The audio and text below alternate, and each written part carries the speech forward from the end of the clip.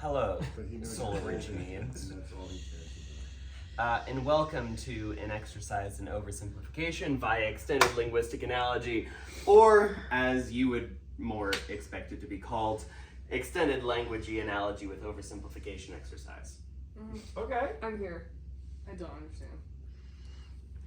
So this presentation is written entirely with the language in this ancient form, so it may be difficult to understand. Try to keep your wits about you. The evolution. We're going to track through the phases to get to our modern, excuse me, are you okay? Mm-hmm. Okay. To the modern language, and I know, how ugly is all this? Not a single emoji yet. We'll get there. We'll get there. In fact, that's where we're going to start. So, as we all know, just using text alone, first of all, you have to have all these spaces. Waste of space. What are they doing? They're not doing anything. And it makes it all like, to maximize expression. There's no flow, there's no beautiful, all right. Plus it's less evocative. Like when I'm describing a beautiful woman, I want to see the beautiful woman in my text. If I'm saying these abs are made of steel, I want to see abs made of steel. And so this is why we made the pictogram shift, where, as you can tell, so this was, believe it or not, how we used to write it. The quick brown fox jumps over the lazy dog. And I know we're not quite to modern Solorigese, but you know, the quick brown fox jumps over the lazy dog. It's so much more evocative. We all agree. Now, as you all know, we cannot represent everything with these pictures. It's really hard to say, like, how do you draw the difference between jumps versus jumping versus jumped? So that's where the letters, we keep them around for some things. That, as well as the function words and conjunctions like the, and, because. They're just not pictures. They're linguistic scaffolding, and they don't really get in the way, so it's fine. And as I'm sure you've all seen, it is really interesting to see words written out sometimes that we're used to seeing just in picture form. So for example, you might say, "Take me to your leader." If you're like an alien, you'd write it in these capital alphabetical letters. Some brands, obviously, you've seen the brands use only letters instead of drawings, pictures, and of course, accented speech patterns in it. You use, if you're trying to get across an effect, and usually it's a little racist, but it's fine. Problem, you have to memorize all these different ways of pronouncing these pictures. So, moon, we all know that. It's just a picture of moon. But when it's part of a combination, you have to remember all of the other readings. So it's not only moon, but you have to know that that one also says luna. Or this is not only sun, it says solar. It's sol, or aqua, or hydro. So there's lots of readings that you have to remember for each of these, which is not ideal, but I'd say worth it. Obviously, we construct more complicated ideas out of multiple emojis, such as horse, water, hippopotamus, which is a horse of water, geometry, earth, measuring, philosophy, love, wisdom. Excuse me? What would be a seahorse? What would be a seahorse? Well, maybe you'd have to I don't know. I think it'd be water. It'd be ocean horse. Come on. Ocean and water are different. No, I think you're right. I think it'd be ocean first and then horse, instead of horse then water. Another convenient thing about these pictures is it's really easy when you're reading to disambiguate words that sound the same, such as flower, night. So, the night rode into the night. If you're just reading that with phonetic sounds, or somebody says the night rode into the night, I don't know what either of those things mean. I hear that some other languages have way more homophones than we do. And it's useful for us, so imagine how useful it is for them. Of course, when you're a baby, when you're an idiot who doesn't know how to read yet, you don't know all of the different readings, and that's where you've seen these. They're called furigana. They're called assistive annotations that tell you how to pronounce each of the things. So you'd see that Dodo sadly perished. That's just a thing that happens. Particles. So the question is, in old Solorigese, I think is what I called it, you only know what does what by the word order. The cat ate the dog ate the cat. It's only because of what order the things are in that you know what things do, which is very lossy.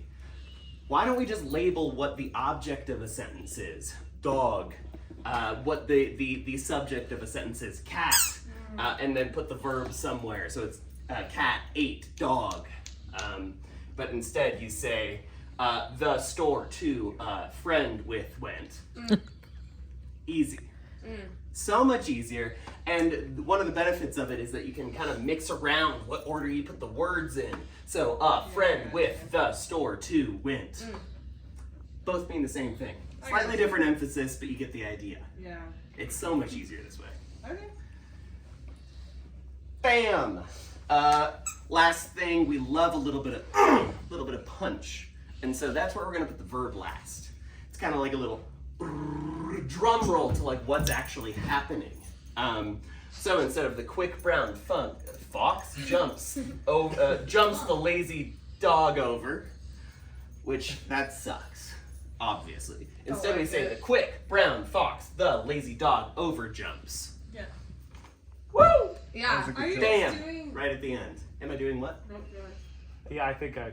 Yeah. I know what you're- No, it's cool.